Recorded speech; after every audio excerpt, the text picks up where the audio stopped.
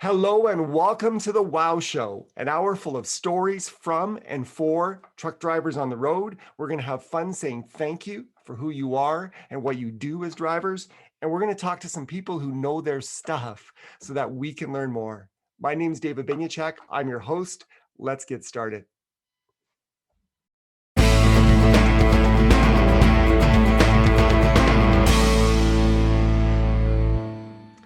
Hey there, Canada. David with the Wow Show here. Hope the sun is shining on your truck and on your soul today. It's going to be an awesome show because it's been an awesome week already. We had the first ever Wow Show Lounge, which was a Zoom meeting that we organized and posted as an event on the Wow Trucks Facebook page. My thanks to Travis, Gord, Mike, Kelly, Rafi, Kevin, who joined myself and Aaron Lindsay from Mcneill Insurance, as we just wanted to give them the chance to voice their experiences, the good, the bad, the ugly of driving during COVID. And not only did we talk about those experiences, but then we got on to the upcoming implementation of ELDs and a number of other topics. And what was really cool about the meeting is it just reminded me that it's good to learn from each other. So as you had 7 different people in the meeting with potentially 7 different perspectives, the cool thing was you could voice your frustrations, but as you voiced yours, other people maybe had solutions to those frustrations. And even if they didn't, they may have been a great listening ear. And so it was an awesome meeting, and it sets up the topic for today's show because you're gonna actually hear tidbits of that Wow Show Lounge on future episodes. But not on today's. But the topic of today and the theme of today is just learning from each other, because that's what we did this week. And I've got 2 people on today's Wow Show that I think you can learn a ton from. Kimberly Byback is a public relations manager and web content person for Sharp Transportation. And Casey Mcneill is a really good friend of mine who I met while I was a workshop facilitator for a major educational institution that we both worked for. And he's gone on to his passion of comedy. He's appeared on NBC, a number of other networks. They are both very passionate people in very different ways, but with some common themes. And so what I'm excited about is we get to hear their stories and even within Casey's case, laugh a lot, if not a little, with some of his comedy routines, is that we're going to learn on what makes people tick, what makes successful people tick, and hopefully take some things away that can make our life better. So I'm not going to wait any longer. I want you to join in and listen to my conversation with Kimberly Byback at Sharp Transportation in southwestern Ontario. Hey Canada, it's David and the Wow Show. And I am pumped with my guest this morning on the show, Kimberly Byback. She is corporate relations, content, and web with Sharp Transportation. But aside from her title in the corporate world, she is an amazing person and has an amazing story that I think we can all learn from. I have 2 objectives for today's interview with Kimberly as we get into it. We're going to start with what she does and a little bit about that corporate side of her and her work with Sharp. And they do some amazing things as well. I really like what I see coming out of that organization. But then I want to get into what makes Kimberly tick, because I just think there's lessons there for us. And I appreciate her. She is one of the superstars in the industry. And Kimberly, welcome to the show, first of all. Thank you very much. Yeah, Proud to be here. as I've been watching you get opportunities to speak at a number of forums in the transportation sector, you can't see me because I'm in Calgary and you're in Toronto, but I'm like jumping up and down going, go Kimberly, go. They need to hear this lady. And so not only thank you for what you do, but thank you for who you are. Now, we'll start with this. I mean, you've been with Sharp Transportation since 2018? Yes, just over 3 years. Okay. And in my leadership training, I'm big on, and just in my personal life, I love it when people find their right spot. There's too many great people in the absolutely worst environment out there. And after a while, if you're their boss, you lose sight that they're a great person, but they are. And I just think as a P, you found your pod. As I salt, sure did. you found your pepper. Tell us a little bit about your role with Sharp. Tell us about the organization. I do see some cool things that they promote, and they have a social conscience, which I really Yes. admire about companies. Tell us about what you do. So I'll start by saying Sharp was definitely a match made in heaven. I respect the team and our president beyond measure. It was an opportunity that was brought forth, obviously, I think it was December 2017. And I remember seeing their trucks on the road and thinking that would be a fantastic company to work for. I liked what I saw in quality and vision. And after meeting with and speaking to the president, I really liked his outlook and his perspective on not just the business, but his corporate social responsibility. So, having these discussions, and one of the unique aspects about Sharp is we don't actually really have titles. Yeah. So there's ways when we need to represent ourselves externally. That's when we'd use them. But for the most part, we all work together like a well-oiled machine, right? And he doesn't want us to think in terms of seniority over the next person, but it's more in what we can all bring to the table in equality and in our own strong suits and abilities, right? So Authenticity towards the need. What's the need? absolutely. What are the authenticities? Put those two things together, and then it just becomes fun and easy for a team. Absolutely. And the greatest thing about working for Sharp is when he applies us to our strong suits. We are fully empowered in our roles, where he might offer some, he being the president, Yeah. he might offer some direction where he sees fit, but for the most part, take it as your own and just run with it. And I absolutely love that. I remember starting with the company's website, and Sharp being something that was started by our president. A website is a very personal aspect and component to the business because it's screaming your culture and your voice. And he had me take that over completely, right? Yes. Just to give an idea of the mentality and mindset of the president and the culture, right? So it's not something where I was handheld through that, or, every single thing along the way had to put through a checkpoint in that. So he's the type of leader that he doesn't get in the way of his team to perform what he believes they're capable of doing, right? I'm just going to make a quick observation on that because I love it. And in doing that, he's not getting in the way of results. Because Correct. the truth is that if leaders that try to control, they limit their results to what they know and Right. what they can do. Absolutely. And so why do you have a team? Right. I love the way you phrase it. Ronald Reagan, former president of the United States, he said this about leadership. He said, find the best people you can find, delegate all authority, and get out of the way. That's right. And that's what it sounds like is happening at Sharp. 100%. I love it. I love it. So you talked about using you for your strengths. Yes. I could name them from what I see, but tell us about Kimberly. What are your personal strengths? What are your personal passions, loves? All right. Well, like most humans, I'm definitely not perfect, but I like to live by the philosophy of every day we can make a better decision, right? Every day is an opportunity to be a better person, right? So we might not be perfect in essence, but we can make decisions to be better in essence, right? So if you're always focusing on improvement and writing mistakes or learning, there was one thing when I participated in the Navy SEAL event in 2019. One of the biggest things that they were instilling in the group was there's winners and learners. Yes, I love right? that.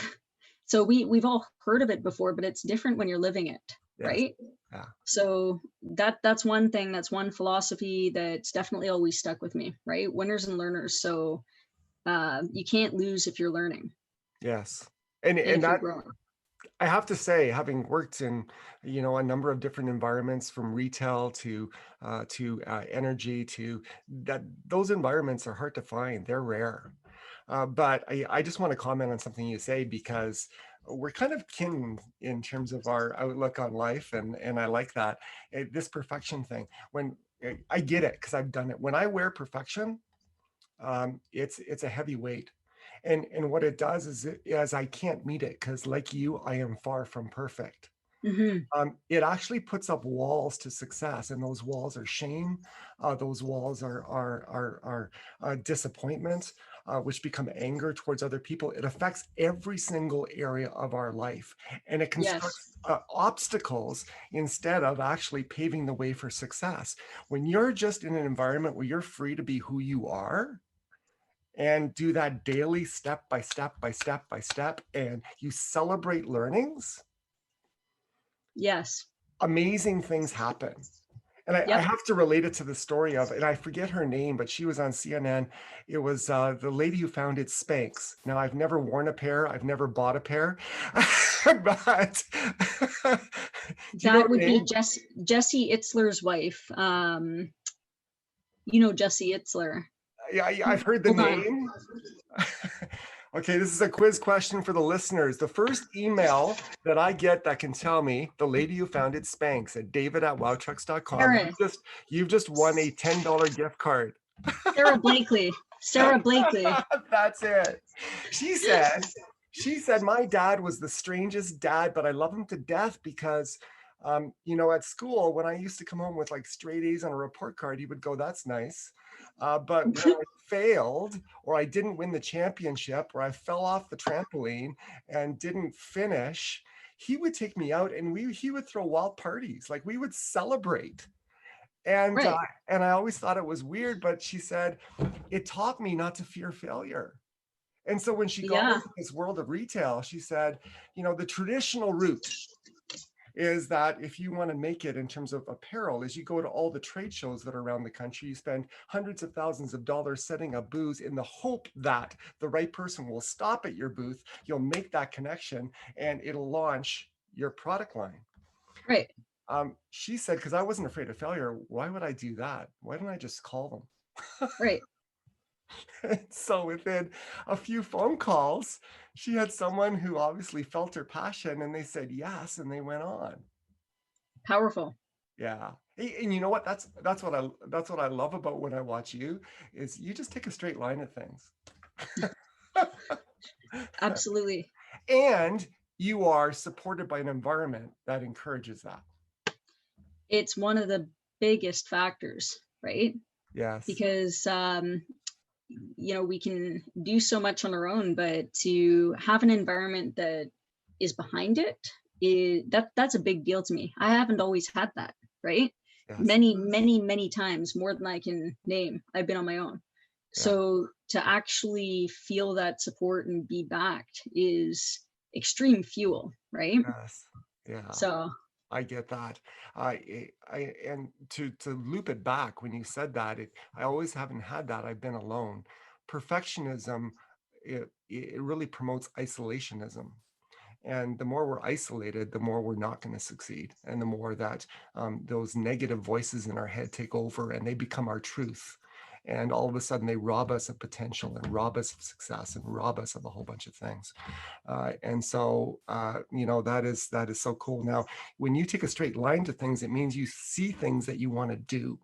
And that's another mhm. thing I admire about you. One of your latest causes is this young boy named Michael in Toronto with a rare disease called spastic paraplegia. Tell us about it. Tell us about what you're doing. You're doing an ultra marathon, which, when we talk more about what you've done, probably is a cakewalk for you. But it's 80K in the Halliburton Forest. But Yes. tell us about this story. Tell us about what's going on. Tell our listeners how they can support if they feel led to do so. All right. So again, Michael, at a year and a half or 15 months old, was diagnosed with this condition, SPG 50 for short, and to be able to remember it.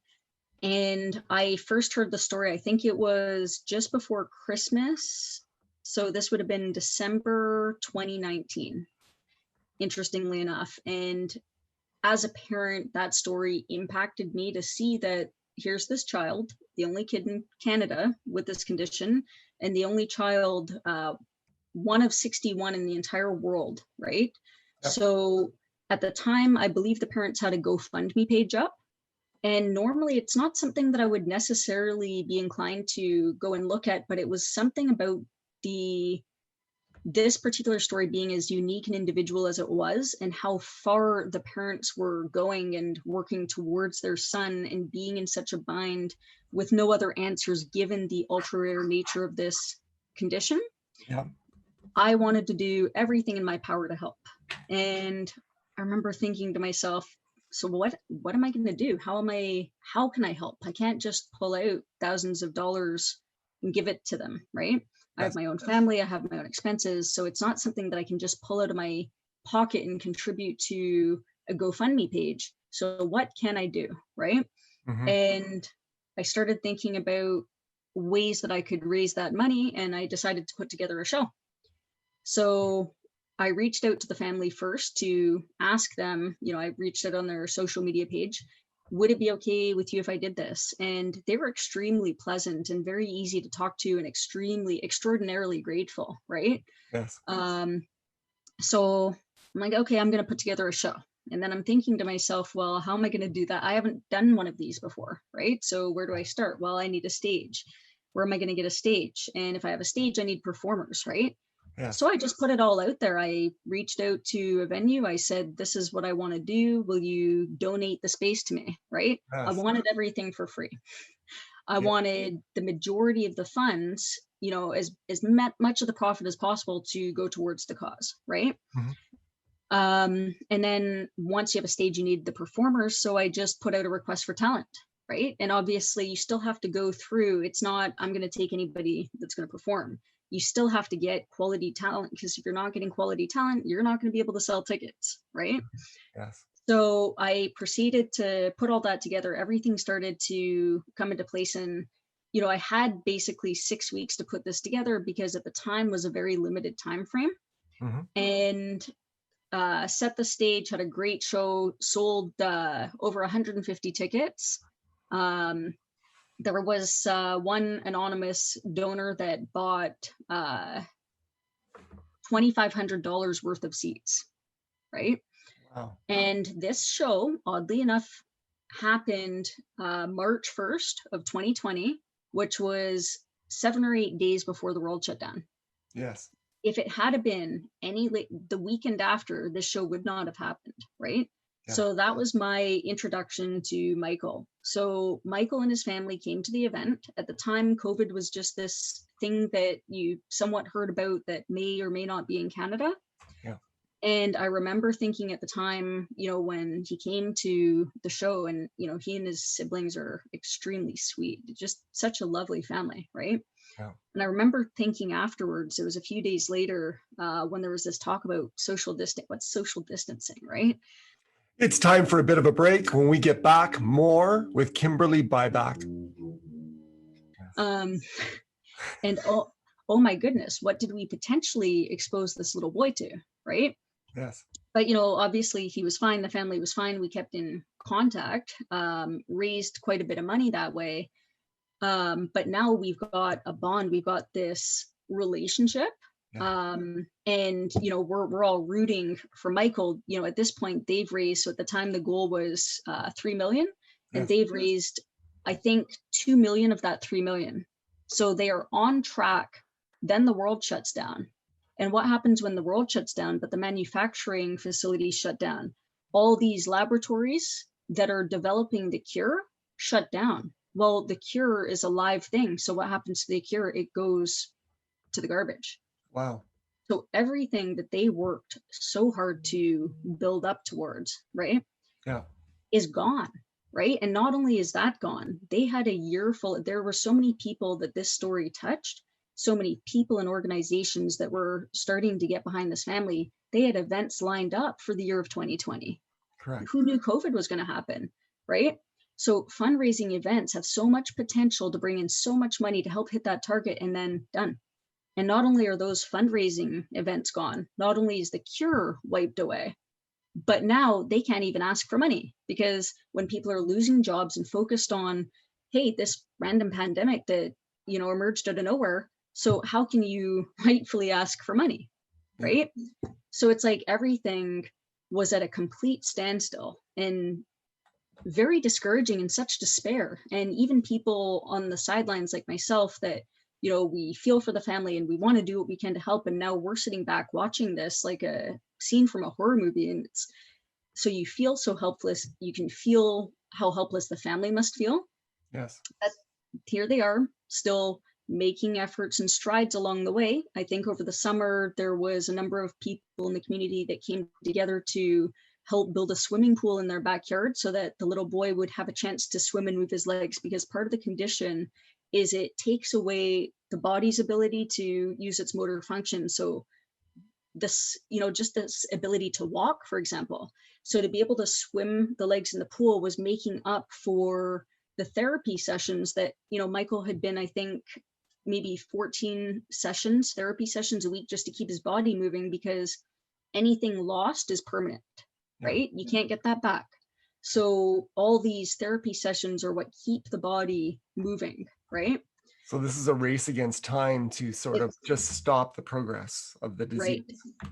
So as it stood, I'm sitting there thinking, what can I do? What can I do? What can I do? And slowly they were getting a little bit of hope. It was relatively recently that, they've got a cure now, and the cure is called Milpita, and Milpita is the name for Michael's hope. That's what Milpita means, right?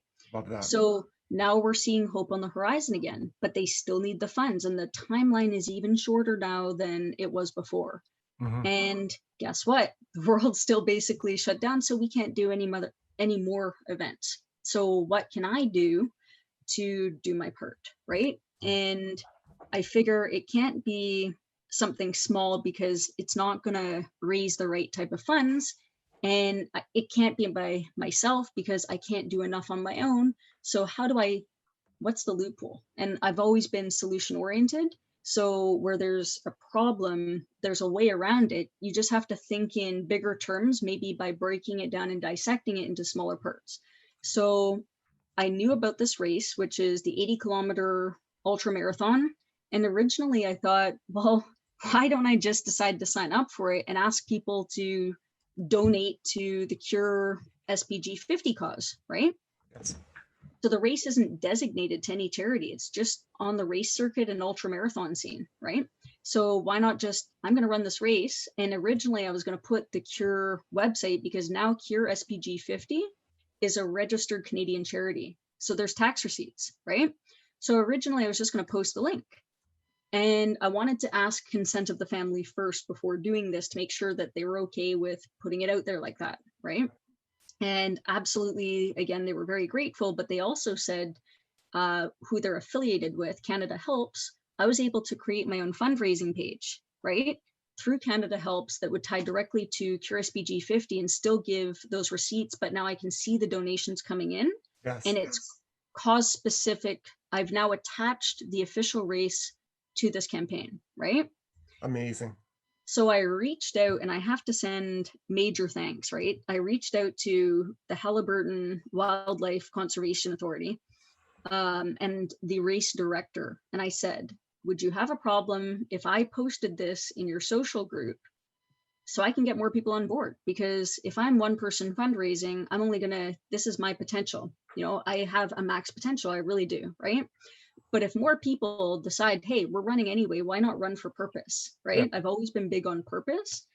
Now we're doubling, tripling, quadrupling that potential, right? Mm-hmm. So they were completely on board. They said, go for it. Not only did they say go for it, but they said, we'll even put a blog on our website, right? Yeah. So there's at least one other, this all happened within the last week. So there's at least one other runner that said that she's already signed up for the race, and she's going to now designate her race to raise the funds for Michael and start her fundraising page. And on top of that, a friend of mine who's never run more than 30 kilometers in her life and never more regularly than once, She Yeah. signed up specifically for this race and has set up a fundraising page. So now there's Wow. 3. And where there's 3, there's more, right? Yes. And that's kind of the story of Michael and where we're at with this initiative. I wow, that's incredible. And there's just so much in what you just said that can help Mhm. people because they can relate in their own lives. And so if I can just comment, I just jotted some notes down as I was listening to you. Number one, you faced a wall because seems to be things were shutting down.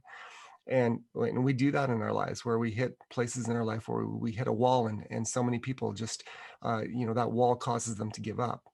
And in many ways, you can't blame them, but they back down. But I love what you said. You focused on, and you decided to focus on what you could do, Right. and that's when the rest of the story happens.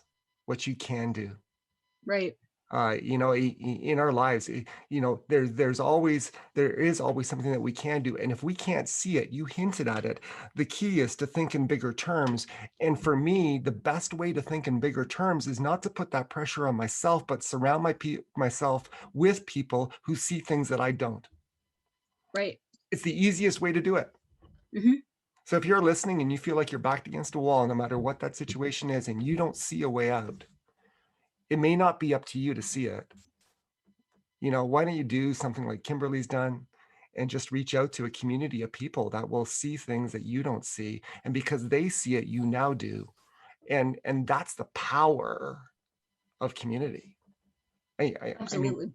that is just so awesome. And you also give a corporate lesson in what you just said.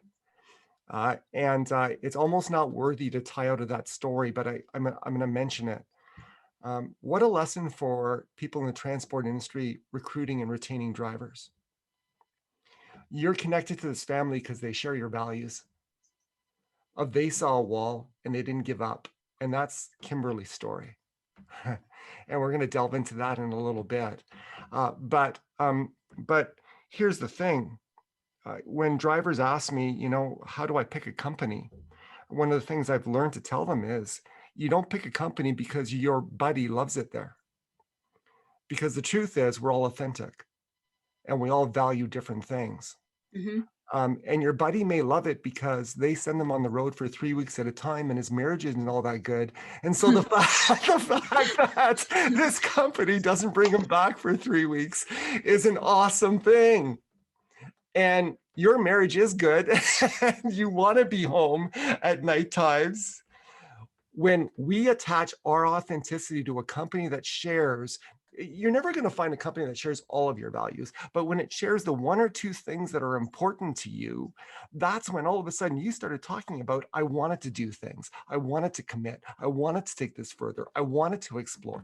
That's when, as a company, you get engagement, you get motivation, you get results, you get team, not because of anything that anyone, it's just the environment that you've created.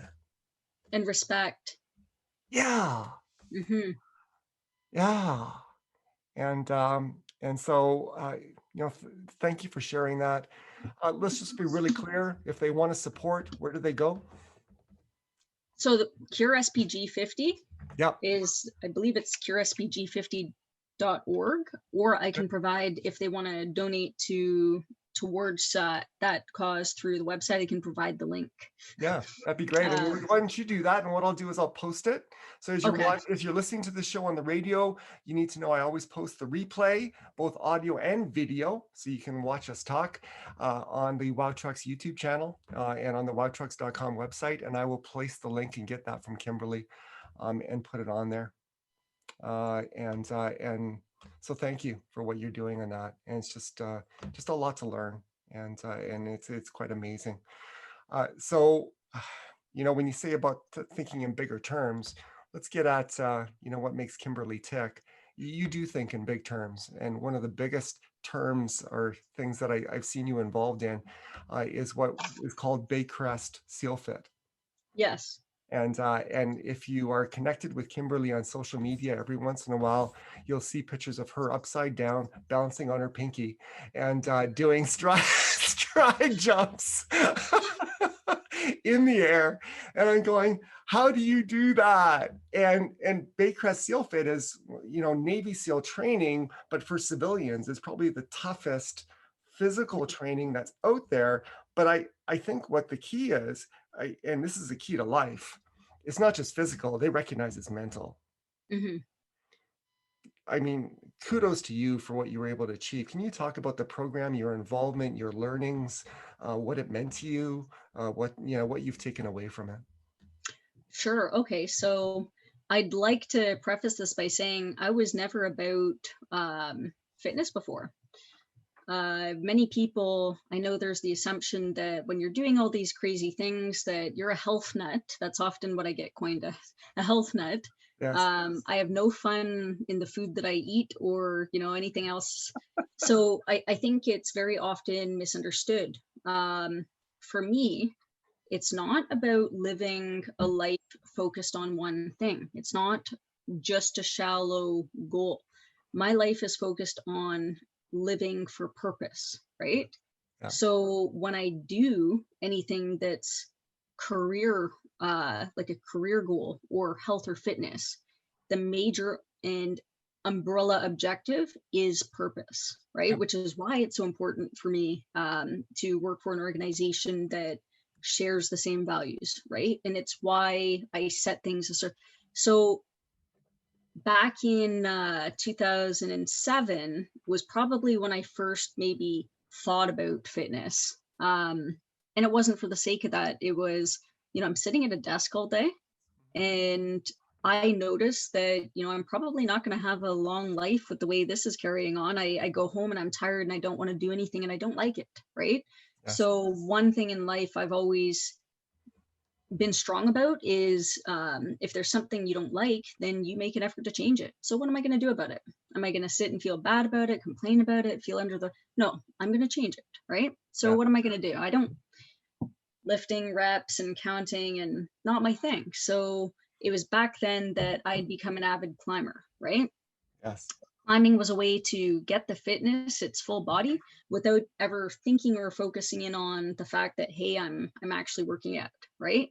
Yeah. No, fast forward years later, I'm married, I have a child. That type of lifestyle doesn't exactly fit into, I can't just go climb whenever I want for 6 or 8 hours a night, right? I'm responsible for other purposes as well, right?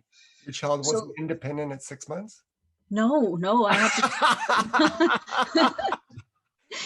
So, and he wasn't able to belay me on the walls either. So I tried to get him to hold the gree in his hands and it just wasn't working. I'm So, falling down. I didn't get it.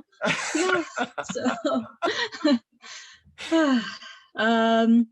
It's time for a bit of a break. When we get back, more with Kimberly Byback.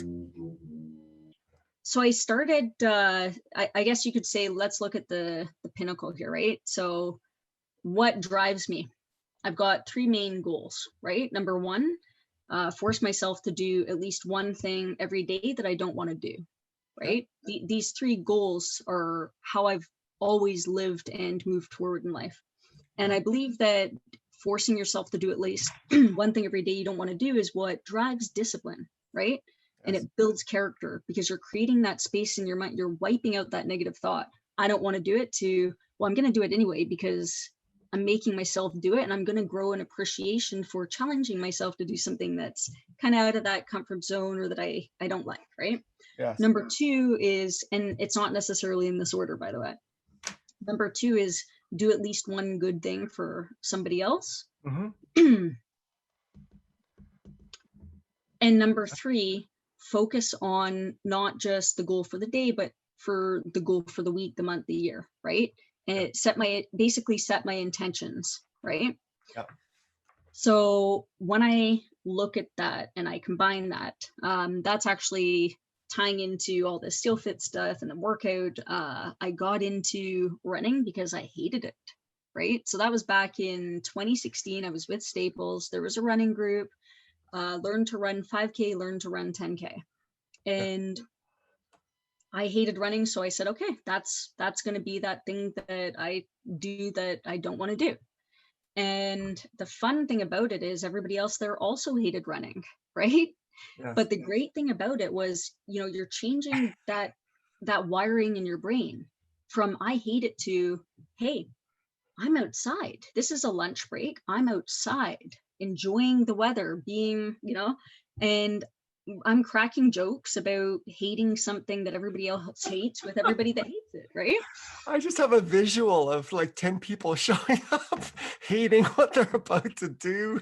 Exactly. That actually looks like some workplaces, but we won't go there. But it turned into this fun, and I actually had a natural ability for it. And it was to the degree, so it was May 2016 that I signed up for this, and then October 2016 that I ran my first marathon. And I decided on that 2 months before. I said to my husband, so I'm going to do a marathon. And he's like, what? And I said, I'm like, I want to challenge my ability. And I figure a 10K, well, I've been learning to run 5 and 10K, so why would I compete in a 10K, right?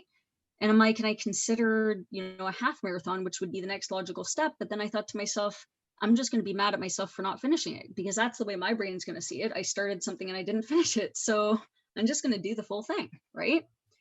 And that's kind of the progression of how that's all gone. And when I started to shape, my physical goals around purposes, which is that leads into the SEAL Fit stuff.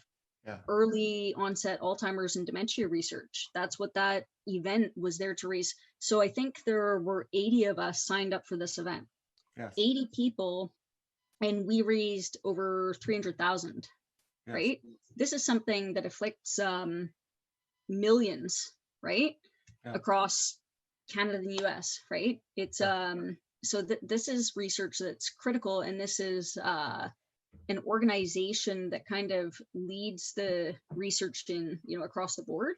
Yes. So this SEAL Fit goal, I hadn't heard of SEAL Fit. I had no idea what it was. I'm looking at it and I'm thinking, it looks like something I do, because number one, it's centered around a purpose. Great. That's going to be my fuel, right? Mm-hmm. It's a purpose that I care about and believe in. Number two, it looks extremely challenging, and I love a challenge, right? Yeah. I had just come out of 2 wrist surgeries. I had a 15-foot fall and destroyed my wrist. So, I had metal in it, and it was in really rough, and my arm still isn't lined up properly. Wow. It's still elbow to wrist does not line up. So I remember signing up. There was a 6-hour category, a 12-hour category, and a 24-hour category. So I wasn't going to do 6, and I wasn't going to do 24 because of the surgeries. And the prerequisite was you had to be able to run a mile, do 100 pull-ups, 200 push-ups, 300 squats, and a 1-mile run at the 12-hour mark, right? And you had to do it in 65 minutes or less. So I'm thinking maybe I'll get the push-ups done, but I don't see how I'm going to get those. At the time, I wasn't doing pull-ups, right? Yeah. So I signed up for 12 hours, and it just wasn't sitting right with me. Like, this isn't going to reach the full potential fundraising, and it's not going to reach, it's that halfway mentality, which I can't do it, right? So I'm like, I'm just going to switch to the 24-hour category and worry about whether or not I can do it later, right? And I trained my butt off for it, and I reached the amount that I needed to reach. And as soon as I reached my fundraising goals, I worked on helping other people there reach theirs, right? So it's always about team, right? They didn't give us a whole lot of information about what we'd be doing. I saw get used to being wet and staying wet, get used to being cold and staying cold. You're going to be basically instructed by actual US Navy SEALs. Wow. And the less information, kind of the more ominous, right? Yes. Yeah, it's probably good you didn't get too much information. Well, you didn't know where to start or how to train. Yes. So I just decided to train 10 times more than what I thought that I'd need to do. So if they said, prerequisite 100 pull-ups, then I trained to do 200 or 300, right? Okay. If they said 200 push-ups, I trained to do quadruple that, right? And it was the same thing with every move. But it's also, a lot of people think it's these big movements, right? Yeah. I trained my mind, right? I worked on visual. These are all skills that you utilize in daily life. It's not just for an event. It's not just for, you know what I mean? So Yeah. it's visualization. It's positive reinforcement. It's, okay, I hit a roadblock. What am I going to do to get around it? Yeah. It's when you're trying to do something really, really tough where you feel, you know, I almost feel like pulling the plug here, or, you know, just throwing in the towel. This is really tough. Well, what do you do to go over? It's going in your head. What's that worst case scenario, right? What Yeah. happens if I keep going? What happens if I actually learn how to be comfortable with uncomfortable, right? Tell me if you agree with this, but you know, whatever it is in life, whether it's exercise or other things, your mind will tell you to give up before your body actually needs to. Yes. 10 out of 10 times. 10 out of 10 times. And that's why the biggest belief in the seal fit was being comfortable with uncomfortable. And that's why they wanted us to get wet and be used to being wet, get cold and be used to being cold, right? Yes. And for that entire 24 hours, and you'll see me now, -20, I'll be outside for up to 40 minutes or an hour in summer gear, Wow. because you know what? We think that we need warmth, right? Yeah. We are inclined to like it better. It is such a free and empowering feeling to go outside in -20 in summer gear and feel actually okay with it. And that's not something that happens overnight. That is a mindset strategy, right? And it's recognizing that, A, the cold actually never hurt anybody, right? You have to be smart. You have to build a tolerance, Yes. but just because something doesn't feel good doesn't make it bad, right? I think I can probably get you an honorary citizenship with one of the Scandinavian countries, because isn't what that's what they do anyways. You just, you know, Right. you from the hot tub out into the snow with your Yep. bathing suit on, and, Right. yes. But if you look at, you know, in the career world, or just, you know, across the board in virtually Yeah. anything in life, Yeah. if you can look at a challenge and say, that's okay, I can handle it. You know, not only can I handle it, but you know, I'm comfortable with it. Yeah. I don't mind being uncomfortable. I don't mind staring that wolf in the eyes, right? I'm not going to back down. I'm not going to quit, So right? what's Kimberly's best advice for taming the mind? I would say number one, being self-aware, right? Hmm. A lot of the time we don't necessarily focus on how our interactions affect others. We don't necessarily focus on, you know, how we're communicating, not just in terms of our words, but our actions and the message that's being put out there. Yeah. So self-awareness is very important. Yeah. And number two, just keep moving, right? Yeah. That's one of the biggest things in life. It doesn't matter what happens. I often look at life like a marathon. Yeah. So it can be at times very challenging. We've all had our fair share of challenges. I don't think I can name many people that haven't, right? I know. But, you know, no matter how tough it gets in any capacity, Yeah. as long as you keep moving left foot, right foot, you will Yeah. reach the finish line, And, right? I relate to that. So here's my personal story, and it's kind of like it's training yourself to know that there's a rest of the story. Yeah. And so I told you my life has never gone as planned. So I was 7 years old when my natural mom passed away, and you know, a lot of people took pity on me, and you could hear them talking. Well, he's not going to have a mother, and is he going to be okay, and is he, you know, whatever, and you're in that situation. It seems like, you know, there's been walls put up to your life. Not that as a 7-year-old I could fully comprehend them. It's more looking back, you know, retrospectively at the conversations that were around me, and there almost seems to be a lessening of expectations. Right. Uh, and then, you know what, 3 years later, you know, past that event, all of a sudden, we lived in Port Colborne, Ontario. That's where I was born. So I'm an Ontario boy.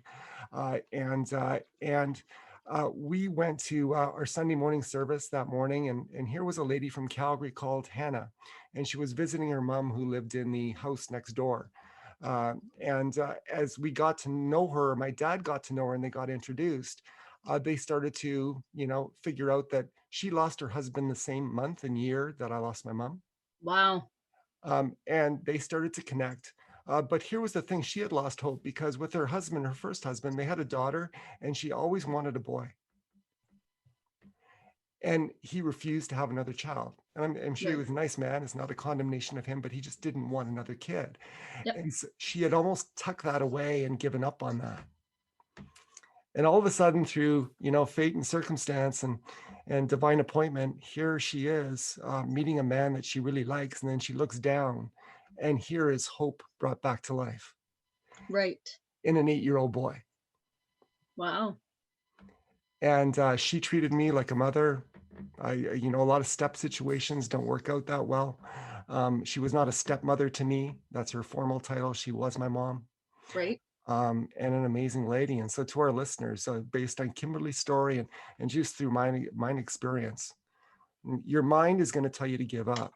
And I love Kimberly's advice from just recognizing that and pushing through anyways, because your body will go, your feet will take you forward if you'll just march them. And then when you run into the rest of the story, because you dared walk through that wall, life gets sweeter. The one thing on your point where you were discussing, Yeah. it takes that openness on both sides for that to have taken effect. So one thing is to be aware of the connections and parallels in life, right? So if you're an open-minded individual and you're in tune and in sync with what's going on around you, you'll notice all these connections. And when you're aware of them, it actually propagates more and makes things bigger and better, right? Definitely. So Definitely. it took that those recognitions of connections for you to see that in her and for her to see that in you, right? Yeah. Yes. No, I totally agree. I totally agree. This is awesome, Kimberly. So, you said I do things on purpose.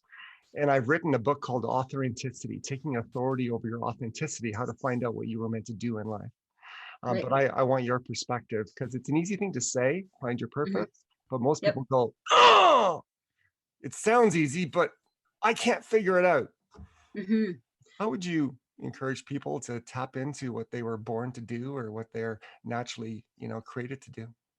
The funny thing about that question is I think that the majority of people out there would struggle with that answer. And I remember with the SEALFIT event, Yeah. that's probably the biggest homework that they gave us, because it was something that they made very clear. If they weren't clear on anything else, it was know your why, because you will not make it through this event if you don't, right? Simon Sinek. It's meant to be tough. And to put it into perspective, I was one of 7 out of 80 to make it through 24 hours of this, right? So I thought about that question and I'm like, I've never really thought about my why before, right? Yes. I just didn't think that I had, or hadn't really necessarily put it into a frame. Yeah. And I started thinking about what my purpose was when I focused on what came naturally to me. Because a lot of the time people will think, well, what's the best answer? What answer is it that people want to hear? Right. Yeah. And that's not your purpose. Your purpose is what comes that. What is your instinct? Your instinct is your purpose, right? It's time for a bit of a break. When we get back, more with Kimberly Buyback. And for me, I thought about the sum of my entire life, where I started, where I've ended up, how I've got there, right? And my focus has always been on others, right? To Yeah. the extent that no matter what I've been through in my life, and I had to leave home at 15 under life and death circumstances. Oh, wow. It was unplanned. I had to start from scratch. I obviously did not have a job at the time, but I had to find a place to live, find, a way to support myself. Yep. But I was never, you know, despite extreme circumstances, unhappy in life. And that's because I was always focused on making life better for others. Yes. So not being concerned and self-absorbed in my own situation or crisis, and Yep. being more focused on others, led me to mostly being happy through the darkest of times. And it gave me hope, and it gave me glimpses of a greater future and a bigger vision, right? Yeah. So I learned my purpose just in becoming aware of my instinct. And again, my instinct is to support others. And it might sound like a good answer, but again, going back to it, I fully am aware of how imperfect I am. Yeah. But again, my philosophy is it's never too late to be a better person, right? And So, celebrate your imperfection. Yeah, definitely yeah. celebrate it. So I Uh, would say to others, it's just being aware of their personal instinct. What are you drawn to naturally right. without worrying about other people's response to it? I like it. And I'll add this one thing because it's what I encourage people to do. To be aware is to write it down. And for Yes. me, the truth is emotions, they can be good or bad in Yep. terms of influencing your life. If you react to your emotions, you're not going to like the outcomes in your life most of the time. But Yep. if you learn from your emotions, and so what I tell people is if you want to find out what your purpose is, it's not going to happen in a 2-minute ponderance normally. Is that start writing down a journal based on what you're doing that your emotions are triggering you to tell you are good or bad. And Yep. so I said think of the times in your life where you've been the happiest, Right. and what were you doing. Hmm. What was the environment like, what were you focused on, and think of the times where had to struggle to get up in the mornings and hit the alarm clock 11 times. Right. And when you're in those moments, and it's not just one day, you can have a bad day, but for an extended period of time, what are you doing? Right. And after a year or after a period of time, look back and look for confirmations. Yep. Look for those things that are lumped together that kind of point you to the fact that I'm happiest in general. In your case, it might be when I'm out there serving other people. Yes. And then Absolutely. say, how can I do more of that? And less of start Right. to take control of your life and make choices about the environments you put yourself into that allow you to do the things. Because, this is even a lesson for corporate leaders. When people are in their instinct, they're your best employee ever Yep. because they're motivated 100. and they were born for it. Yeah, absolutely. Even with my son, because I'm so heavily in agreement with what you're saying in that sense, he just turned 7 on February 21st. Yeah. And there's no harm in starting them early. So in the mornings, I like to take him through children's meditation. So you can type into Google, morning meditation for positivity. They've got little 5-minute videos, something that kids enjoy. Yeah. And I'm flexible to it. It's not regimented. It's not something where it has to be what they're saying. I allow him to maybe take me through yoga moves that he designs while we're doing it. And then Yes. after, we do a gratitude journal together. And Yeah. again, no rules to it. It's just getting him to think about in the morning. So what's making you happy today? And Yeah. I remember in the beginning, it was so hard for him because he, like any other human being, now you're making it official. You're writing it down. So there's right answers here. So what sounds good? Oh, my family. I love my family. I love my dog. I love my house. No, no, no, Ethan, really. For example, buddy, what makes me happy? I had a great steak last night. That's putting a smile on my face right now, right? Yeah. It's not about who your answers are pleasing in life. Yeah. It's about what's really making you happy in the moment. And, one answer doesn't make anything else less. So, steak last night might have made me really happy, Yes. but it doesn't mean that I love my family less because I didn't put that down as a response, Yeah. right? Yeah. The focus and objective is to focus on the good and focusing on making that good greater, right? Without worrying about the right or wrong or science behind it or what other people think of it, right? I love that. And so some Mhm. really good advice on finding purpose, how to find it, some practical steps. If you're out there and you're listening and you're going, nice that she has it and you have it, Dave, but I've been trying for years. These are practical steps you can take. And I love that. So let's go on to like your habits. And so and it's going to be an extension of this discussion. You say you force yourself to do something you don't want to do on a daily basis. Yes. And that is easy to say, nearly impossible for most people to do consistently. And so I think of New Year's resolutions, and I just read a stat. Most people rejoin and pay the initial Yeah. membership fee at their gym 12 times in their life. Wow. So our motivation is based on our emotion, Hmm. and it's not sustainable because our emotions go up and down. Um, most people can't do that, or they've decided right now that they can't do that. It is doable. How do you Yes. how do you force yourself? You've got some discipline. They're going, well, Kimberly has the discipline, so good for her, but I don't have that discipline. How do you get to this place where you can sustainably force yourself to do some things that you know will be good for you, but you may not You, like?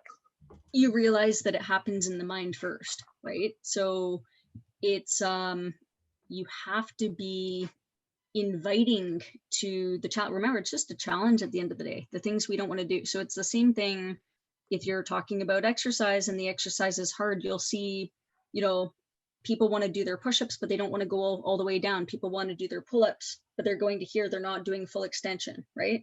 So it's recognizing it's going to be hard work and it might suck, but kind of embracing the challenge and embracing the difficulty, and it eventually is no longer difficult. It's no Yeah. longer something that you dislike, right? It becomes almost kind of a meditation in itself, in its own form, right? So for myself, I don't back away from the wolf. To me, the challenge is the wolf, right? Yeah. I stare it right into the eyes and I say, okay, I Can I can take say, it. can I just say, I think there's a book there for you. I think that needs to be a title of a book that you write, but continue on. Staring in there, don't back, or not afraid of the wolf or whatever it is, but you need to write a book. So I walk towards the challenge and I embrace it. And that's my discipline. And one thing that I say to other people, because since COVID, a number of people have wanted to focus more on getting, and I get asked all the time, right? I Yeah. get asked all the time, how do I get in shape? I'm really tired of living like this and feeling like this. What do I do? And I always say, well, what's your goal, right? What's going to make you get out of bed in the morning, right? Mhm. And I can tell you 90% of the time, I want to lose weight. And I always say that's not a good goal, right? Yeah. That losing weight is a byproduct and bonus of a real goal, right? So, for example, when I center my goals on purpose, so running 80K, so now I've got to make all my training regimens around the ability to run that distance, right? Yes. I'm not really that experienced of a runner. So that's what I mean. That's what's going to get me out of bed. It's for a purpose, right? But you don't have to center it around a community it could just be you want to be able to run 80K. Well, Yeah. that's a goal. Yeah. So when you want to get fit, what's a goal greater than, well, I just want to be healthy? Because that's not going to be enough to be consistent. So Yeah. it's setting realistic and measurable goals that mean something to you on a deep and personal level, that's going to make you not hit snooze on your alarm clock. And again, not just in fitness, but your career as well, right? So Yeah. what is impactful? Don't set a shallow goal, right? Yeah. And on that note, since then, I've driven several neighbors out in my community. They're all in the process of getting in shape. I just set up voluntary Zoom meetings and we do That's awesome. fitness things together, right? And Yeah. it's just holding each other accountable and supporting one another. And I invite as many people as possible, and we just do it when works for everybody in the evenings or early in the mornings, right? Yeah. So that's one thing, the biggest thing, just setting a real goal. But first you have to understand what a real goal is, right? I like, And it's I like that. separating the superficial, like the superficial from the what I think is a goal versus what is illegitimate. This is going to inspire change, right? We're on the same page. And so when Mhm. I look at forcing myself to, the truth is I can't force myself to do anything. And Mhm. there's three players in performance. There is myself, there's Mhm. the other people around me, and there's the environment I put myself into. And I'm a huge advocate. It's what I train leaders to create, are environments that influence behavior. Right. Because the truth is, when we don't want to do something, but we know that there's some good for us, what needs to happen at first sometimes is that we need to be in an environment that makes us have to do it. Yes. Yep. And after a while, when we start seeing and feeling the rewards, the have to becomes a want to. And Yep. there's that gradual transition. And so the environment has three things. You nailed the purpose and the vision for why you're doing it.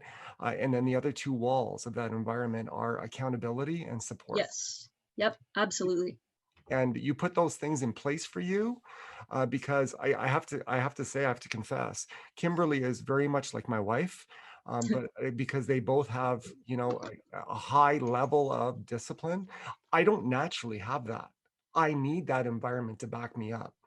And so funny story that kind of relates to it is, and it relates to exercise. So last November, it was middle of November.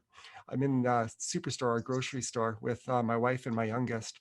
She's 11 years old, and we're at the checkout.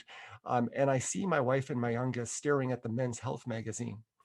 And on the Men's Health magazine, on the cover is usually a guy that's fairly ripped and very muscular, and he's there on purpose. And it's kind of like that Old Spice commercial. They're looking at him, and then they're looking at me. And then, look at him, look at me, look at him. And so I just started laughing, and I said, okay. I said, Valentine's Day is 3 months away. I said, I won't guarantee that I'll look exactly like that, but I'm going to get a lot closer to that in these next 3 months. And you know what? I had a vision, and I could see it, and I had support because I know they love me. It wasn't critical. They weren't. My wife loves me as I am. I'm not perfect, and I don't have a six pack, but you know that's not what it's about. But then there was that accountability, and actually, you know what? I made my daughter my health coach. And I said, Wow. okay, you need to train me, right? When the benefit of that is it gets her out to exercise as well. Yep. And with COVID and being in isolation, I had gained some weight. And so I was like, I'm 6'3". I was at 217 pounds. February 14th, we did a reveal. My youngest video did, where Yeah. I cut a hole in this t-shirt, and I just ripped it off, right? And I did this like really silly thing, and she's just giggling and laughing. But I went from 217 to 195. Wow. And I feel great. Yep. And now all of a sudden, because I've been doing this for 3 months, it's a thing that I want to do. I confess the Yes. first few days, first few couple weeks, I didn't want to go down and do the stuff that I was doing. And to your point, because I've seen way too many people that go from inactivity to a boot camp Right. and then wreck their body and be on a Right. couch for a year and gain way more weight Yep. than they had to. It was just like, what little steps can I do?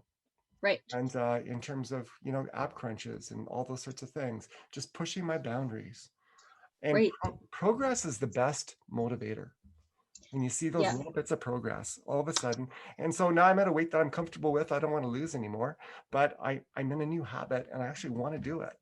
Right. And And it's, part of that accountability too is, as you probably recognize, not making excuses for yourself. I think a lot of the time people don't go through enough of self-assessment, again, not just in fitness, in general, right? yeah, So, if you don't feel disciplined towards it, well, what do you think is causing that, right? What excuses are you making that yeah, you're letting yourself get away with, right? yeah, And we've all been guilty of it, including me. yeah, You can lack all or you can, sorry, have all the discipline in the world, but again, we're not perfect. So we've yeah, all made excuses for ourselves sometimes. And it's kind of being aware of that so that you don't make a habit out of excuses, right? yes, That's the yeah. danger. Wow, it's just so good. And then the second thing you said was don't do at least one good thing for someone else. And it's something I've actually talked about in every single program I've done on the WoW Show since its inception. But life gets better when you're focused on other people. When you're focused on other people, you're not focused on your issues. Right. And it's amazing how many of our issues are mental and they're not real. They're real because of perception, but they're in our head. And Right. when our head is focused on something else, they automatically just disappear or become non-important. And to me, sometimes, the wolf. Hmm. I'd be interested in your comments on this because I've been mulling this over. But sometimes I think the best way to defeat the wolf is not to battle it, but to starve it. Hmm. And to look away from it, not to run away from it, but Yep. but to starve it. Don't give it the power. We magnify what we focus on, Yep. Absolutely. and as I just focus on what I can do, as we talked about earlier, it starves the wolves, and I don't have to fight them because they're really not as powerful as I thought they were. That's right. And then all of a sudden you start to see progress. And so I love that. And number three, what was the third one? My memory is failing me.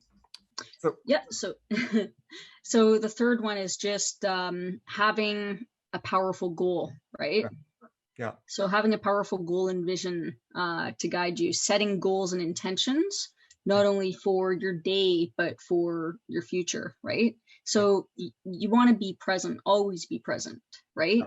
But setting goals doesn't mean you're not present. It's just about having clear intentions with your presence, right? yeah. So, And for many of us, setting goals requires community hmm because, there's the term the glass ceiling. hmm Our environments to this point in life have taught us what to expect, and they usually limit our potential. yep, Through disappointment, through failure, through all of those things. If that's what we focus on, we limit it. When we surround ourselves with people who tell us what they see in us, hmm and also show us ways of things that we never considered were possible, right, that is the fertile ground to smash through our personal ceilings or glass ceilings, and kind of get up into those high spaces, and breathe fresh air, and just like really start to enjoy life. And so it's awesome. Kimberly, this has been just so cool. I've enjoyed chatting with you. As I said in the intro, I believe people, more than necessarily what you do, it's who you are that people have, an opportunity to really kind of glean from as they listen to this. Um, you've got this Halliburton run coming up. We'll end with this.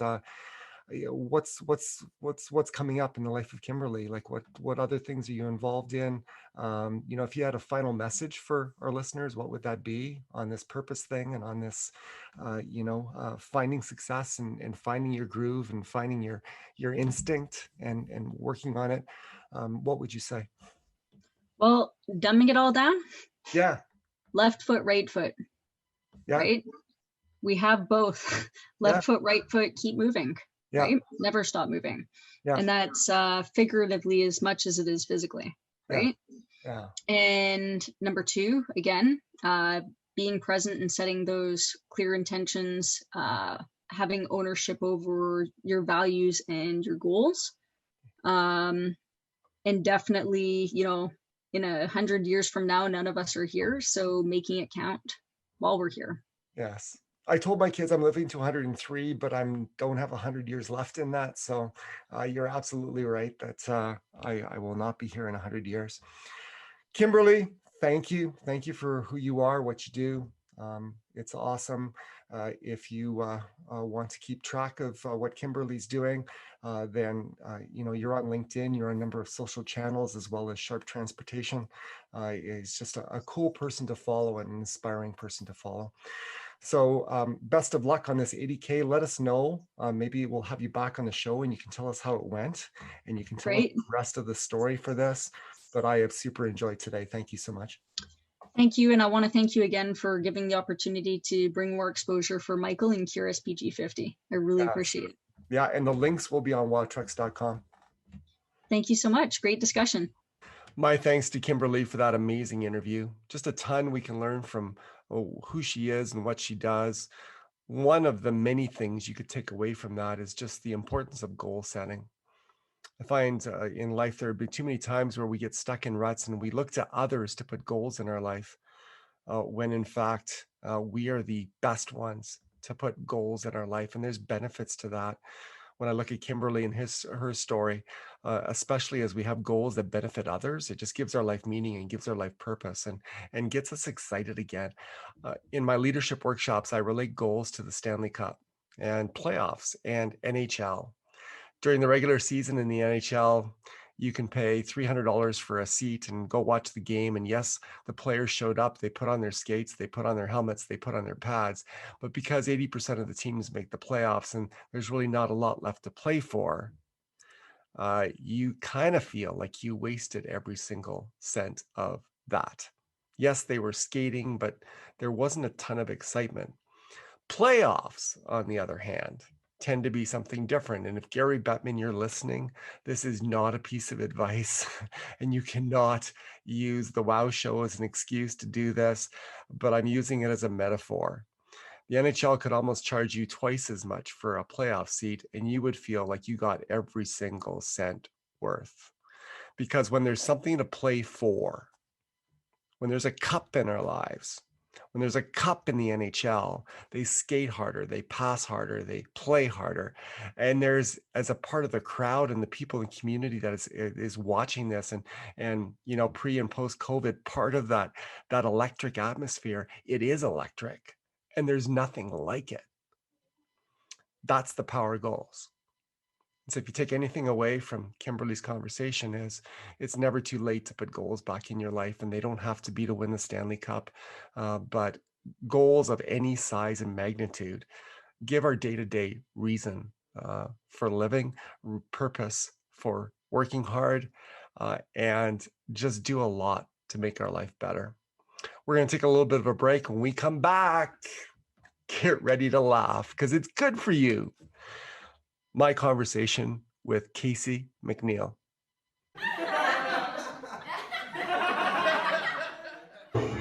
Got the line. How you guys doing? I'm glad to be here. I'm glad to be anywhere. It's been a shitty day for me. I started my day on the subway, which is because I'm living large, And this thing happens to you on the subway. When you sit down, you're on the subway, and some guy gets on the train, right? And he comes to all the places you can sit. He's going to sit right next to you. And he's like not right in the head, right? He wants to talk and talk and talk through the whole ride. Well, I'm that guy, and I'm not stopping. So saddle up, because I got a lot of problems. Hey there, welcome back. That was my friend Casey Mcneill, doing good on the stage at Last Comic Standing, doing what most people would consider, I think, the most difficult or most intimidating job in the world, which is trying to make people laugh. If speaking is the number one fear in the world beyond the fear of death, then the part of speaking where you get up on a stage and you get immediate feedback, whether people laugh or not, has to be the scariest job in the world, but also the most thrilling if you can make it work. Recently had the chance to sit down with Casey. We chatted about life on the stage, and you get a glimpse at the man behind the stage. And just as we did with Kimberly in a different bent but similar way, I think there are a lot of takeaways that we can get from my discussion with Casey, and a lot of lessons for our lives as well. So here it is, my conversation with comedian Casey Mcneill, comedy Casey Mcneill. Here we go. So I was just looking at your gallery, and I love your truck pics, man. Thank you. They are the bomb. That's having- really, really some stuff. When I first looking, I'm looking at the people. I go, oh yeah, people are great. I always want to see pictures with people because people, have this organic thing. They're great stars of a picture naturally. That's what. And then I look at those trucks, and I'm like, dang, man, these trucks are really starring in their pictures. And that was my dilemma. It was like I was used to making people look sexy. Yeah. And then how with the truck and the person, the balance is like just right, Yeah.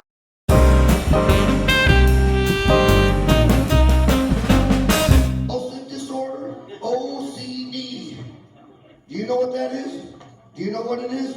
Do you know what it is? Do you know what it is? Do you know what it is? Do you know? Okay, now do we all know what it is? It is good to talk to you. You have not aged. Oh yes, I have. No, you have not. I don't even look in the mirror anymore because I get you remember when you were young, when we were young, and Isn't that a song?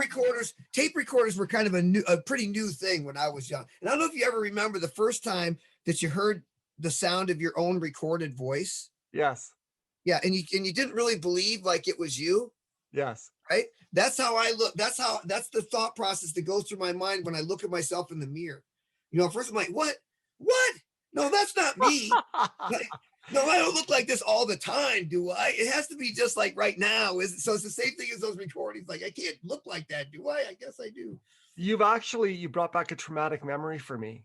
Because in grades 1 to 6, where I lived before we moved from Southern Ontario to Central Ontario, a music class was simply sing songs. like Red River Valley, whatever. So you just vocalized. And little did I know that where I was going, they had learned the recorder, the flute type instrument for many, Right. many years. So what a dork. First day I go to music class, the music teacher says, does everybody have a recorder? And I'm thinking, yeah, I've got one of those boxes where you press record. And so next day, because he asked us all to bring your recorder, I am the only dork that brings in this box, and he just starts howling.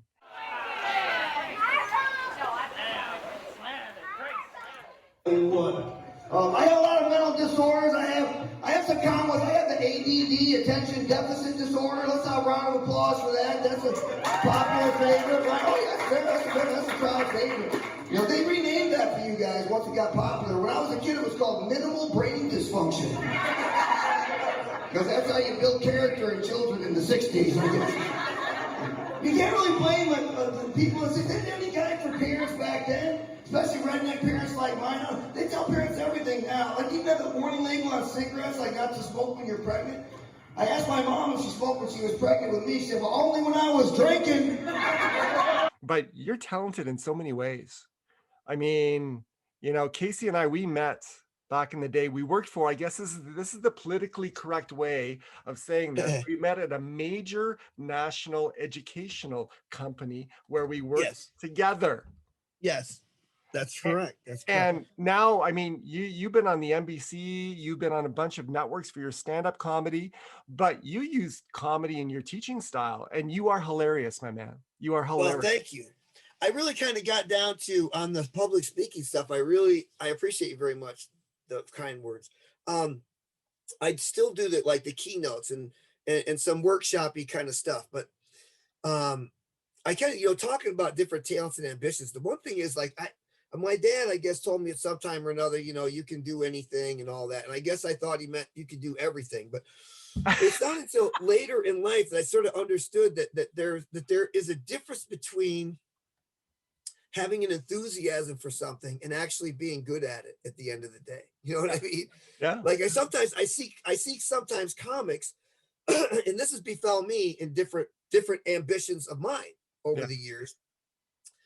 And I've asked myself this question about comedy from time to time, but I've seen some comics that come in and they're sort of going for it. And I can recognize when a comic's got the DNA, so to speak, for the thing, like whether they're able to construct jokes well or write jokes well, or have the right kind of setups and punchlines and turnarounds and that sort of thing. That's all mechanics and craft.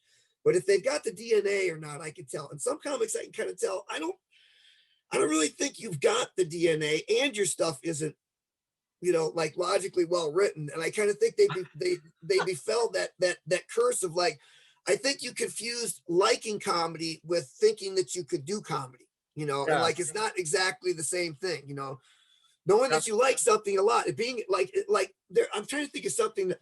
There's certain musical instruments, for example, that I was meant to be a fan only. You know what I'm saying? Like I can play guitar and that, but I'm really a much better fan of the guitar than I am a player of the guitar. And so the idea that because I love the guitar, I should try and become, some first class hot, musician or something, playing lead guitar in a band, I would have done the band and the audience and everybody a disservice, because at the end of the day, I just don't think I would have gotten it. Because anybody that can overcome what we used to refer to, and I don't know if you ever used this acronym of the FUD factor, the fear, uncertainty, and doubt. And people that overcome fear, uncertainty, and doubt in any way in their life to, attempt something, I think is really admirable, because overcoming fear is completely relevant. So here's where I'm jealous, because, when we were both speakers, we do the number one thing that people fear over death, which is public speaking. So you get in front of a bunch of people and you entertain and you educate and you try to do all of those things at the same time. And it really took me, when I first started doing it for this national educational company, it really took me a while to get used to being evaluated every single day. Yeah. So when you did a workshop, you got feedback. I love you. I love you not. I love you. I love you not. I love you not. I love you not. Oh, crap. Yeah. It's like, that's hard. That is hard, and getting the reviews every day. And what's interesting is like, for guys like you, probably, it's definitely me, but for probably guys like you and me, what is beautiful about it for me is that the job is over in 1 to 8 hours. You know what I mean? It's like, la, la, la, here's my thing, bam, bam, bam. I'm knocking it out. And the end of the day, I take my bow. Thank you very much. That sounds like a one-night stand, Casey. That sounds like a one-night stand. It is. It's like, I'll see you next year when I come back to town. Bow. But my point is like, I don't have to see where it doesn't work out for me is when I have long-term personality relationships with a group of people, like, in the corporate dynamic. I get fired from every job that I'm in a corporate environment anymore. Yeah. Like I couldn't do them. My comedy is the only thing I can do. You actually helped me to understand that, by the way. On a day I was so bad at you that day, but on a day that when you said that, I think when we were at that organization's place, and you're like, you're okay at this, but you're really great at that. I don't know why you're not doing that. Yes. And and I'm like, you're doing more of it. Oh, well, thanks. I have reflected on that many, many times, as you probably know. It's time to take a break. When we come back, more of my conversation and some fun and laughs with Casey Mcneill, talking about Robin Williams, Justin Trudeau, just to name a few. Catch you at the other side. And so I try to find, I think to myself, this is actually more work when I'm explaining, but it's not. At the end of the day, I'm doing it because I'm really lazy.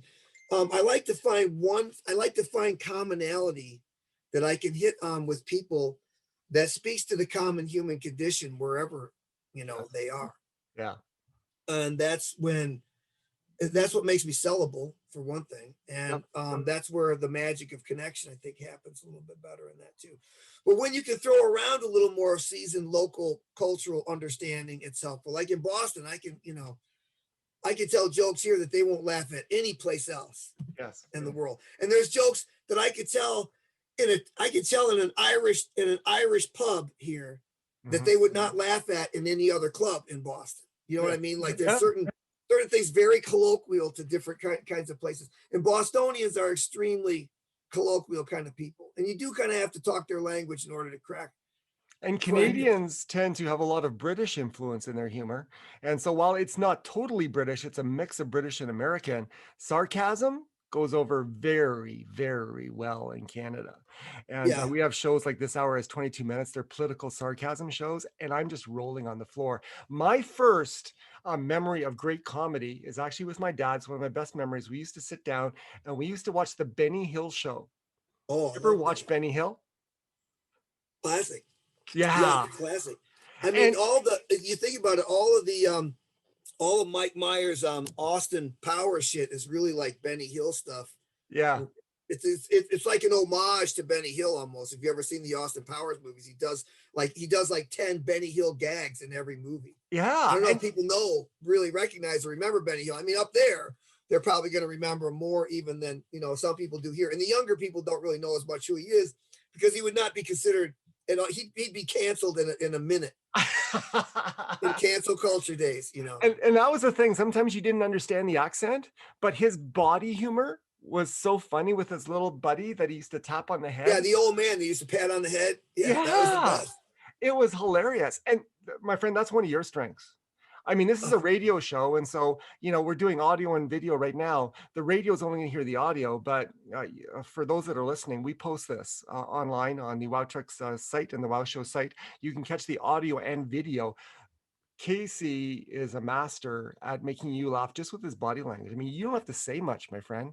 The way you exaggerate your eyes, the way that you use your body language, it kind of reminds me of Benny because there were many times we didn't get what he said, but we were rolling on the couch anyways.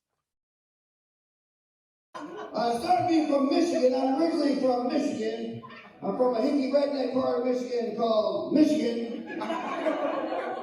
And when you're from Michigan, the heck never leaves you. Like you branded your whole life with this look like you're a department manager of Walmart. That's it. You don't recognize me? How about now? Is that good? No, I'm telling you, with this face, any Walmart America, you better bring your A game. You're going to be answering some questions this morning. Yeah, well, thank you. You know, it's an important aspect of comedy, really. Not that it has to be body language. What is sometimes in the BTS, we'll say the behind the scenes industry talk, we call affectation or act outs are sometimes called that. And this is going to come off as sort of self-deprecating. It's not meant to be. The kind of humor that I do is not always super clever, and what gives it the funny is sort of the emphasis on the wrong syllable and the whatever kind of extra thing that's involved in the emphasis of the acting out or the scenario or the goofy face that I do and that sort of thing that gives it the extra, you know, sort of punch that it needs to do well. And it's an important element of the art for me. Well, Seinfeld, I think, is the guy that put it best about comedy when he said, stand-up comedy is not about saying funny things. It's about saying things funny. So did you grow up in a funny family? Did you come from a family? Yeah, My family my did not have a ton of humor in it. It was pretty serious. And they were Yeah. loving, like it wasn't a bad serious. But Yeah, there right. wasn't a lot of my wife's family, my mother-in-law, she's hilarious. Oh yeah. So that your wife is Donna, right? Yeah. Yeah. Good memory. Yeah. Well, my family, my mother, really funny and very sarcastic and very not nasty sarcastic. Just she's a live and let live kind of a person about so many things, and so she really is a person to find the who cares about everything. And she was very funny, and I got a lot of influence from her. And my recollections of telling jokes and being mouthy in that actually comes to a very young age, but I hadn't really thought about it until I had my last child at 50 years old. So on my 50th birthday, he was born, as a matter of fact. Wow. And You're like Liam, Larry King. Yeah. Oh, yeah, I know. Exactly. I asked my wife to give me a haircut so I didn't look quite as much like Larry King's evil clone, but like, it's not working. Yeah, I get that, Larry King. Yeah, so yeah, I'm getting up there. So I couldn't think about doing it anymore. I'll be 60, 67, 68. He graduates from high school. But anyway, so he is very funny. He does stand-up comedy himself, even. He's got about 7 or 8 minutes. I've seen some of his clips. What's that? I've seen some of his clips. Oh, yeah. So he's very funny. And as I watch his personality and his ADD, which I also have a very serious case of, and I watch him. Oh yeah, yeah. I know. Like what? A squirrel. And his interest in like being the center of attention and telling a joke and wanting everybody to, hear what he's got to say. Yeah. Has really been very historically retrospective on my own childhood, because I didn't have a lot of these memories of myself as a child until I saw it in him. And I'm like, oh yeah, I was that kid. Exactly that kid. Wow. Yeah, I mean, like exactly like him. And so, but it helps me a little bit because, like when I was a kid, ADD wasn't like treated the way it is now with the sensitivity. It was called minimal brain dysfunction, when I was a kid, because that's how you build character in children in the 60s, so people were, it was like, be quiet and, talk when you're spoken to and go play by yourselves and don't get in the needles. And I hope that all the steel stuff on the playground doesn't kill you, and we were just left to our own thing. And now people are a little bit more sensitive to ADD and that sort of thing. And that is useful to me in helping him be a little bit more encouraged, because I can remember myself being sort of as outspoken and as ambitious and as unfiltered as he is, and being shut down a lot. Yeah. As a kid. Yeah. And I think that it's part of the thing that develops what's called in psychology a little something I have called rejection sensitive dysphoria, which means that it's a really ironic place for people like you and I to do comedy and public speaking and that, because and talking about the daily feedback. That's what we were talking about before, was daily feedback. Yeah, you get line by line feedback. That's what I was Yeah. going to say. Never mind Yeah. daily feedback. Kudos to you. I'm jealous. You learn to deal with, like, every line gets feedback. They either laugh or they don't. I have a sense of humor about these things. You go, you create your own weather front. Create your own weather front. Abraham Lincoln said people are about as happy as they make their own minds up to be. You guys believe that? I do. Some people, they say there's two kinds of people, optimists and pessimists. I think there's three kinds. The optimist says the glass is half full, right? Pessimist says the glass is half empty. Then there's a third group of people that looks at the glass and says, I bet somebody drank out of that.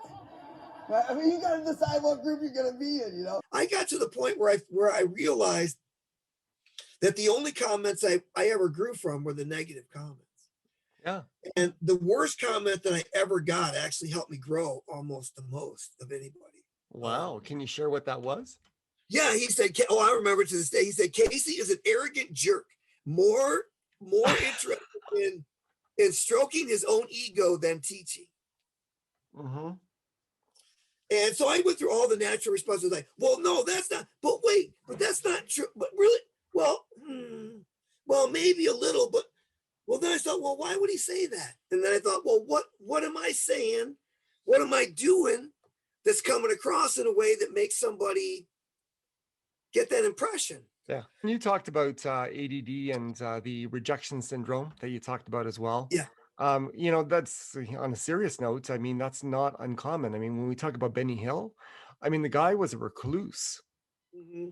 in his private life and Yeah. eventually died from depression, led to his Yeah. death. Yeah. And one of my favorites, I think, one of the world's best ever comedic talents, Robin Williams. Yeah. I mean, and all of a sudden the dude commits suicide. Yeah. And interestingly, they discovered, that he had that illness. He had a brain disorder that is regrettably only discoverable in an autopsy, that you have this illness. It's true. It's only Hindsight is 2020. Yeah, in this case, useless to us. But it's one of those illnesses that actually, where in a manner of speaking, like the rejection sensitive dysphoria, but on a whole nother scale, you really misperceive the perceptions of the world's perceptions of you and situations and paranoias and what's happening, and it's based on a lot of fictions in your mind. People have those signs around the office. So some of them are successory signs. Like, when the going gets tough, the tough get going. Winners never quit and quitters never win. Then there's people with signs like, what's the use? We're all going to die anyway. It's just... I met Robin Williams on 2 occasions. Actually. I'm jealous again. Oh, I did. I worked with him once. Wow. Well, I mean, when I say worked with him, it's not like, oh, I'm doing a scene or something like that. I was doing a show at what was then the San Francisco Improv, which doesn't exist anymore. It's like 1992, a long time ago. All right. Yep. I was doing a show, and each of them, the way they did shows then was like a showcase. Every comic got up and they got like 7 to 10 minutes. And then somebody would get up and do like 15 to 20 in the end as like a closer or whatever. And he happened to be visiting, just stopped in like for a visit. And so they were going to let him close. And he was visiting like town, and he had been a bartender there or something in the past. So anyway, we had a tech rehearsal at 2:00 in the afternoon. Mm-hmm. And this is something interesting I learned from this guy. You want to learn? You want a comedy tip that I learned from him, actually? Would love it. Okay. He taught me through his example something called the illusion of spontaneity, which when I do my stand-up comedy, when I'm getting it right, it will sound very like you can discern that my thing is an act, but the more spontaneous my thoughts sound, the righter I'm getting. Yes. My thing. So, like I might do the same act 3 times over a weekend, but when I'm doing it for you, it's going to sound like I'm just coming up with this stuff off my head. When, you know, it's the same act I'm going to do tomorrow, probably, you know. Yes. But I owe it to the audience to keep it fresh, and it makes it more like it's all of us together when we're in this sort of like, and you know, another thing, right? And I learned this from him through his example, and here's how. I do it a completely different way, but I hope this doesn't dispel any illusions about how great he is, because he's actually really great. Yeah, he was brilliant. So we have a tech rehearsal, and so you know who's going to go up in what order or whatever. If there's any special announcements or intro for you and la la la la. There's also a guy that has a spotlight, and Robin Williams is talking to the spotlight guy, and he says, "Okay, so I'm going to do a bit on Shakespeare, and I'm going to ask the audience for like an occupation and an item. I don't remember what the thing was." He said, "And I'll make up a Shakespeare play." Yeah. He said, "Now, after I start doing this Shakespeare piece, at some point, I'm going to come out here onto table 17. I'm going to stand on a chair. When you hear me do this voice of, oh, ye, blah, blah, blah, right?" Yeah. And he has to tell the traveler guy that so the spotlight can follow him Yes. when the time comes. Otherwise, he'll be out of the shot, right? Yeah. When he just leaps off the stage. And so, but then when he's in the nighttime in the show, he's doing it. He runs out. He jumps on the table or the chair, or whatever. And the audience just like, he's crazy. He's out of his mind, you know. And he knew he was going to planned. He knew he was going to jump on a chair. He had it all planned out. He had the whole thing blocked. He had it all called. Yeah. You know, but he gave it that freshness to people that made it always, you know, and it's the first time he ever ran out on a chair and jumped up on there. I'm sure it was completely spontaneous. But then once it gets a big laugh, you go, well, I'm going to put that in tomorrow and I'll just make it like I just thought of it again. You know, like comics do, you know. You learn from your every performance. What got the laugh, do more of it. What didn't, do less of it. Yeah, I tell you, people get wound up a little bit too tight. I get singled out sometimes for that secondary screening at the airport. You know, they do that wandy thing. They pulled me out of line recently for that wandy thing. The same time they pulled me out of line, they pulled this lady out, 95 years old. She's like, yeah, she's 5 feet tall, can't hold the seat down in theaters, you know. Saying, this lady's not going to hijack the plane. We can bring her down, all right? It'll be all right, you know. She might talk through the whole movie, but she's not going to hijack the plane. But, you know, they're very serious. And fortunately, she had a good sense of humor. I didn't feel too bad. And they wanted her, kept beeping. They said, ma'am, do you have any money in your pocket? She says, no, I don't. They wanted her again. Boop, ma'am, any coins, money, change? She says, no. Finally, they had to do that whole pat down thing. They said, ma'am, you sure you don't have any money in your pockets? She says, no, but if you do that again, I'd be willing to write you a check. I started laughing. She's laughing. The person next to her is laughing. The TSA people like, supervisor. We got to lighten up a little bit. It's okay to take our work seriously. We should never take ourselves too seriously. You guys with me on that? In just talking to you, I'm going to tell you a more personal story about him. And I'm just thinking about this now in combination with his illness, my own rejection sensitive dysphoria, and the fact that, you know, I'm crippled with it might surprise you to know I'm crippled with self-doubt about my act, about my jokes, about lots of things. And Robin Williams suffered from a similar kind of thing. Yeah. But on steroids, like a really heavy version of it. And the first time I met him was actually a long time earlier than that. It was in 1979, I want to say. Okay. 79. Yeah, 79. Hermosa Beach, California. I had just moved out there and I had a place right on the beach, right on the strand in Hermosa Beach for a summer. I rented it with a friend, a piano player. Gotta love that. And it was a great time. Like people roller skating in the big skates back then that everybody used. You know, they didn't have the roller blades and stuff. It was the big skates. And we used to go to this house that was known for a good party on a weekend. This guy made a lot of Italian food, and we played poker, and there was a lot of people.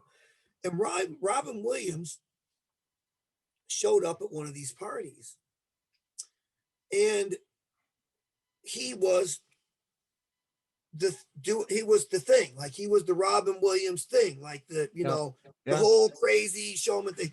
And at one point, almost everybody in the party was kind of like, dude, you don't have to be like on like all the time. Like Space Oddity just came on the radio. We just like to chill and smoke a joint and listen to this. Like you don't have to be doing bits all night. We don't need you to do bits all night. Yeah. For us to like you, or to, but nobody really articulated exactly that way to him. But you could sort of feel like the energy was wasted in the situation. Yes. At some point, right?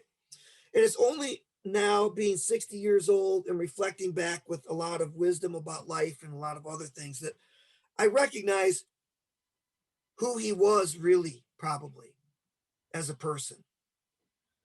And the emotional acceptance and validation he was actually trying to gain and get through this showmanship. There was a constant need, both because of his personality and the disorder, and so there's a constant performance. Yeah, exactly.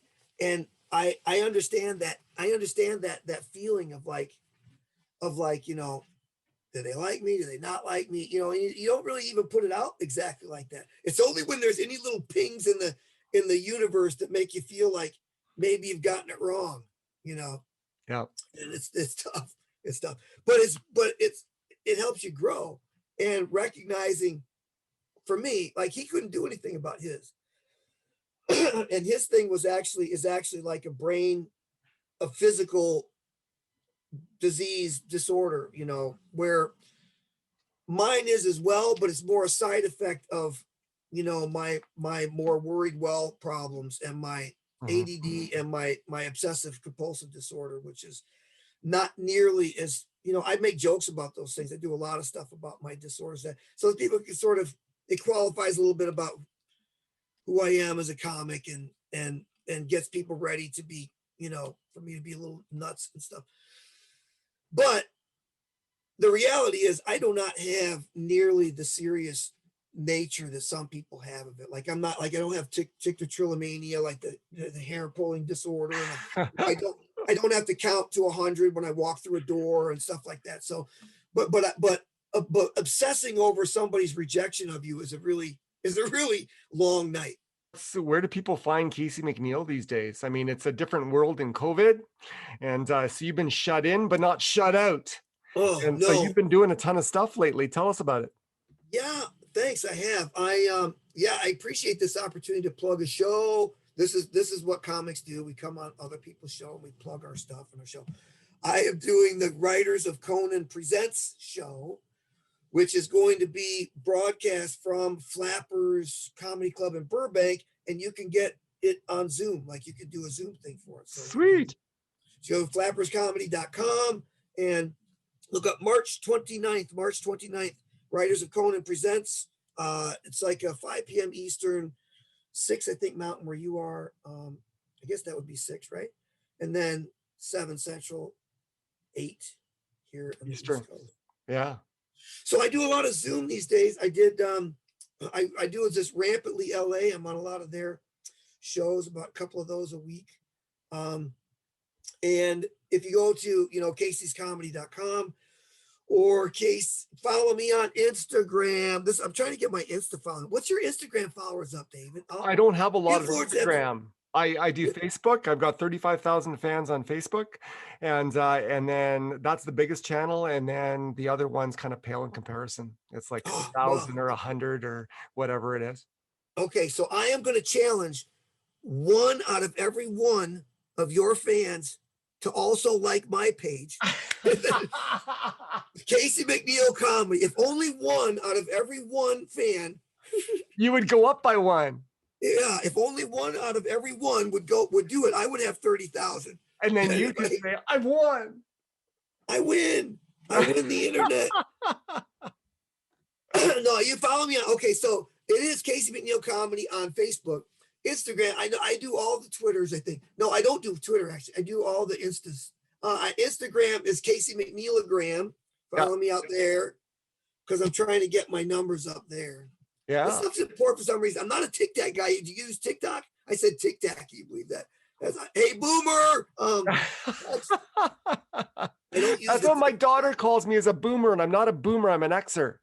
That's right. I just on that year, like I'm right at the cusp, and my girls won't accept it. They actually changed the identity on my phone so that when I get "Hey Siri," it says "Hey Boomer." That's awesome. I got vaccinated the other day, so I'm ready to roll, baby. Which vaccine did you get? I got Pfizer, the Pfizer #1. Is there a reason you chose Pfizer over Johnson & Johnson or AstraZeneca, or like what made Pfizer the most appealing vaccine for Casey McNeill? Oh, I didn't choose it. What made it the most appealing one was they said, you have an appointment on March the 19th at 8:30 a.m. Do you want our vaccine? I was like, indeed, I do.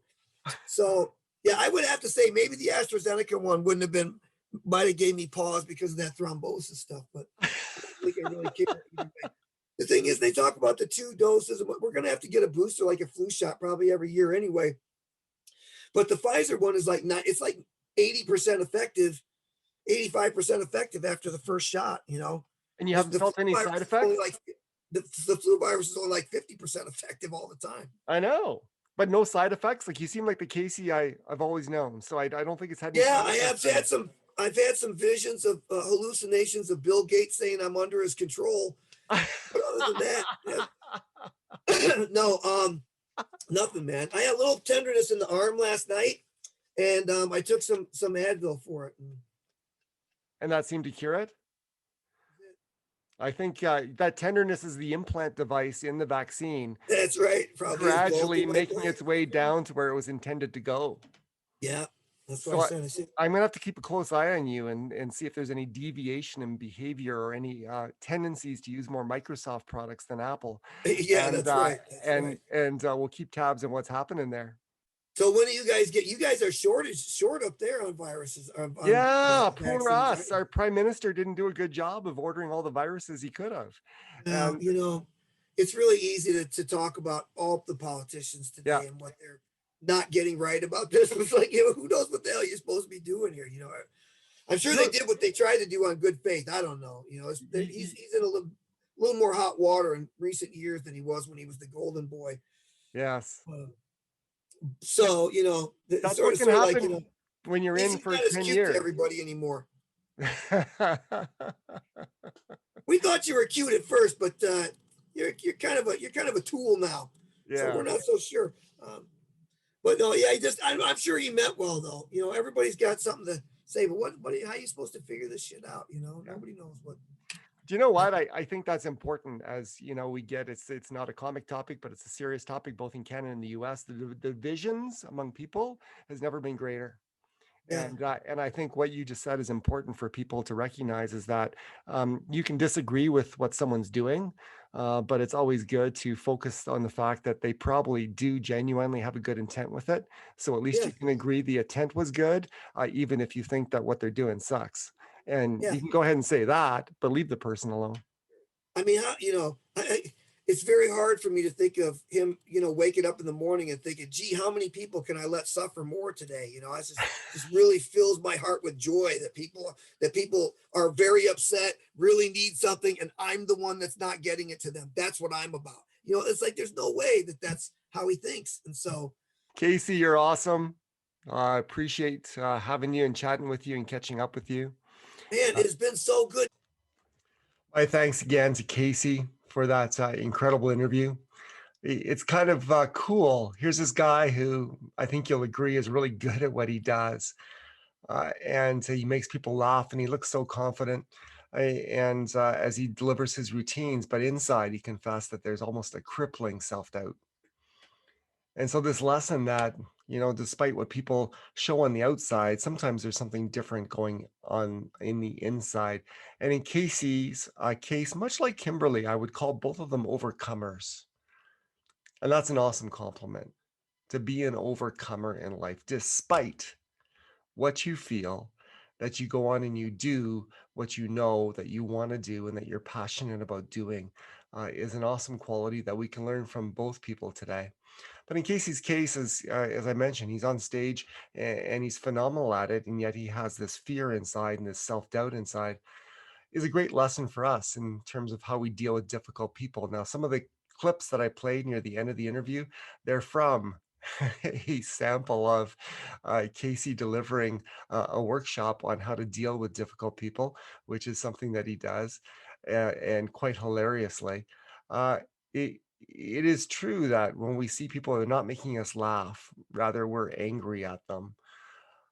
If we want to practice empathy, I think realizing that what they're doing isn't always reflective of what's going on inside and their true intent. Sometimes it's a reaction to that.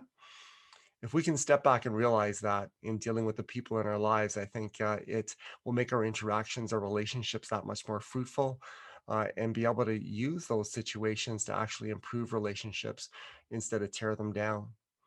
And so thanks again to both Kimberly and to Casey. You're both amazing. We have lots to learn from you. And I appreciate you taking the time to be part of today's Wow Show, episode number 5. I hope the roads are treating you well today, wherever you are traveling, or if you're resting, you found a great place to rest. Remember that you're appreciated. We thank you for what you do. We thank you for who you are. God bless, and we'll see you the next time.